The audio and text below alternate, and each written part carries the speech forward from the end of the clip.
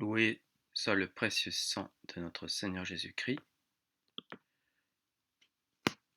et le cœur immaculé de Marie. Dans la vidéo précédente, était question de la canonicité de la Sainte Écriture qu'est l'Apocalypse. L'abbé Duprat nous dit: tout le livre de cette prophétie est donc entièrement rédigé. Il a donc reçu toute sa perfection.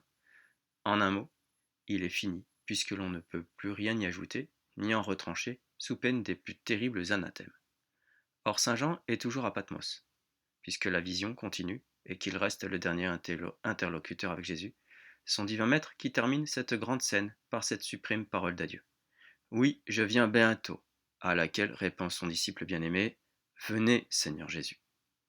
Tout s'est donc passé à écrit et à Patmos. On montre, encore aujourd'hui, dans cette île, aux voyageurs chrétiens la grotte où l'apôtre eut ses visions. Elle est renfermée dans une petite église ou chapelle dite de l'Apocalypse. On ne cesse de la vénérer en souvenir d'un si mémorable événement.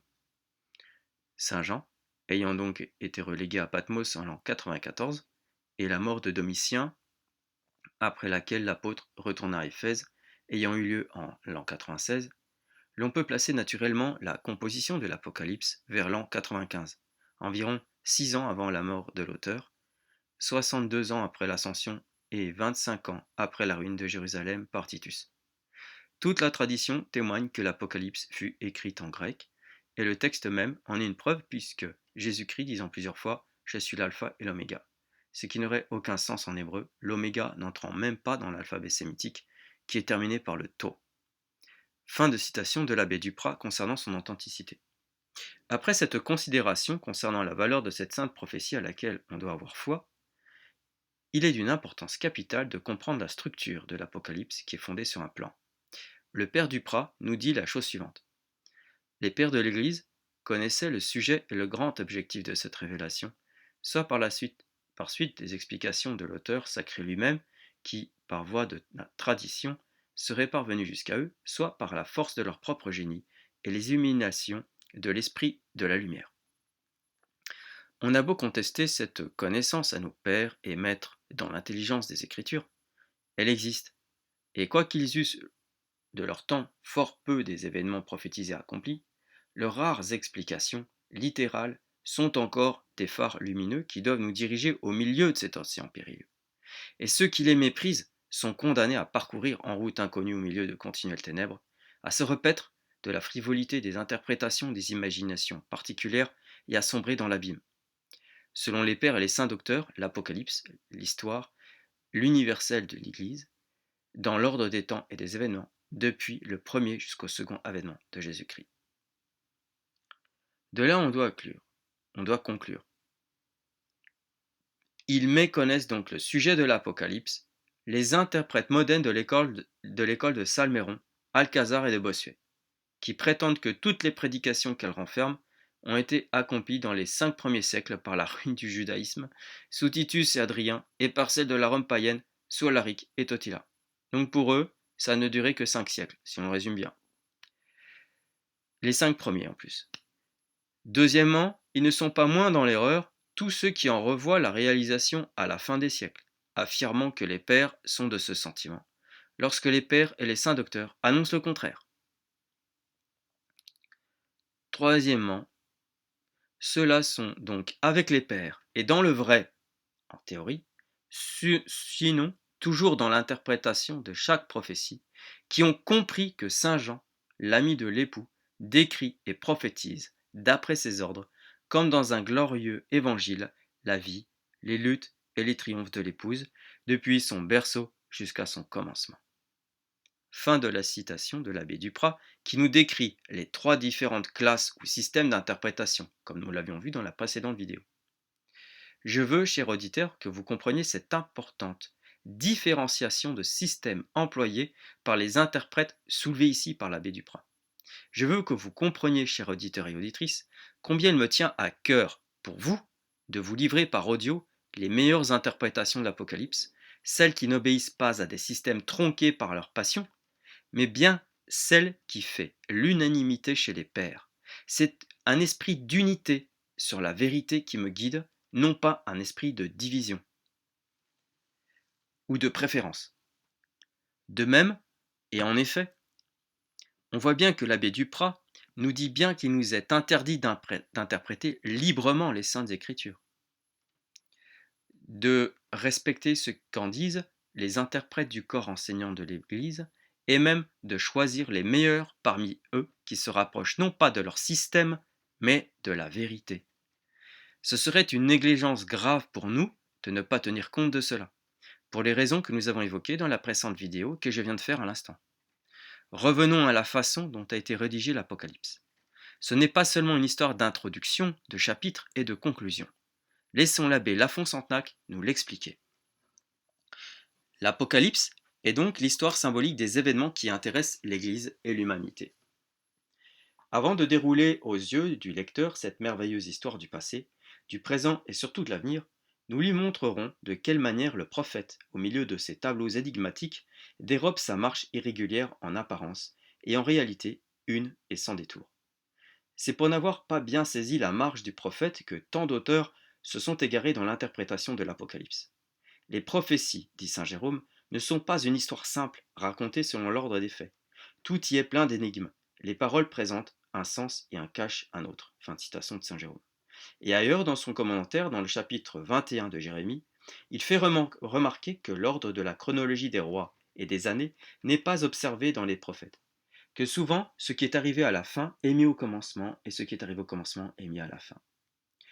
Cette marche des prophètes se retrouve dans l'Apocalypse, mais avec un ordre parfait qu'on n'a pas su reconnaître. L'esprit du lecteur, perdu au milieu de cette longue suite de tableaux et d'images qu'il rencontre jusqu'à la fin, n'a pas su démêler et classer les événements représentés dans ces tableaux et dans ces images. Le prophète qui nous ramène, comme le dit saint Jérôme, d'un point à un autre, de la fin au commencement, couvre cette marche d'un voile si mystérieux que les interprètes les plus habiles n'ont encore que très rarement surpris son retour. Il leur arrive donc de continuer, avec des peines et des soins infinis, une page historique que le prophète a close. Et l'on les voit chercher à descendre le cours des âges de l'Église quand le prophète est revenu au commencement. Alors les textes de l'Apocalypse sont nécessairement violentés, car on applique à la fin ce qui se rapporte au commencement. Or, d'une part, cette violence qu'il fallait faire au texte pour garder l'unité de la narration, de l'autre, la marche mystérieuse du prophète, dans laquelle on constatait certains points où il revenait évidemment sur ses pas, on portait quelques interprètes, les uns à déplacer les chapitres de l'Apocalypse, les autres à la diviser en plusieurs parties. Parmi ces derniers, le Don Calmet, après Bossuet, la divise en 3 parties bien distinctes. Il n'y a cependant ni 2 ni 3 parties bien distinctes dans l'Apocalypse, et on ne doit pas déplacer un seul chapitre, une seule page, une seule ligne, un seul mot de cette histoire admirablement une, et dans sa marche et dans son objet. L'histoire de l'Apocalypse est donc une, et dans sa marche et dans son objet. Le sentiment de cette unité pousse M. de Beauvais à se séparer de Bossuet et de Don Calmet, alors qu'il marche avec eux sans détour vers le même objet. La chute de Rome païenne est que dans ce but, il violente, comme nul n'avait osé le faire, le texte des Écritures, car plus hardi que tous les autres, il nie l'évidence même qui arrête Bossuet à la fin du 11e chapitre, quand il se trouve en face du jugement dernier. Pour lui, les tableaux et les images si multipliées dans l'Apocalypse n'ont qu'un seul but, la chute de Rome païenne. Ainsi, parmi les interprètes, les uns ne peuvent expliquer cette prophétie sans en rompre l'unité. Les autres ne savent en défendre l'unité sans en violenter le texte. Nous allons indiquer la cause de leur égarement. Ne perdez rien de l'explication qui va suivre. L'Apocalypse est une histoire exprimée dans une suite de tableaux, dont l'ordre n'a pas été bien saisi, et par des mots dont on n'a pas bien connu le sens. Dans cette histoire, on distingue 7 périodes, qu'on appelle les 7 âges de l'Église. Les 7 épîtres, les 7 sceaux, les 7 trompettes, les 7 coupes, qui se rapportent aux 7 âges de l'Église, servent à déterminer les 7 âges. Les visions de l'Apocalypse forment plusieurs séries de tableaux. Chaque série représente, sous des rapports différents, l'histoire de l'Église, du commencement à la fin. Du commencement à la fin. Les séries sont au nombre de 7. Première série, les 7 épîtres. Deuxième série, les 7 sceaux. Troisième série, les 7 trompettes. Quatrième série, la femme et le dragon, la bête de la mer et la bête de la terre, la moisson et la vendange. Ce sera les chapitres 12, 13 et 14. Série numéro 5, les 7 coupes. La 6e série, ce sera le dragon lié et délié ou les 1000 ans, ce sera le chapitre 20. Le 7e série, la Nouvelle Jérusalem, qui concernera les chapitres 21 et 22. À chaque série, Saint Jean remonte à la venue de notre Seigneur Jésus-Christ, au premier âge de l'Église, et nous mène au dernier âge, à la fin des temps. Cette marche ingénieuse du prophète sera plus facilement saisie en jetant les yeux sur le tableau ci-joint que je vous mets à l'écran. Comme on le voit, chaque série de tableaux qui commence nous place au commencement de l'Église, pour, à travers tous les âges, nous conduire à la fin. Les séries présentant chacune, quoique sous des rapports différents, la même histoire de l'Église, portent une physionomie générale et des traits d'analogie qui indiquent les rapports qu'elles ont entre elles. Mais ce qui montre davantage l'ordre et la suite admirable que Saint Jean a mis dans la prophétie, c'est le trait particulier d'union qu'il a placé entre la série qui précède et la série qui suit. Le dernier tableau de la série précédente a toujours une analogie sensible avec le premier tableau de la série qui suit. La contemplation de l'un réveille l'idée de l'autre et nous dispose à le voir passer sous nos yeux comme on peut s'en convaincre en lisant l'union des séries. Fin de citation de Monsieur l'abbé Lafont-Santenac. Dans cette explication, dans cette fin d'explication, donc entre chaque tableau, il y a une phrase de transition qui se trouve à la fin et au début de chaque tableau. Nous commencerons donc la prochaine vidéo, l'ordre admirable qui se trouve dans l'Apocalypse et la liaison parfaite et ses différentes parties. Gloria natissimis Deo et in terra pax hominibus bone voluntatis.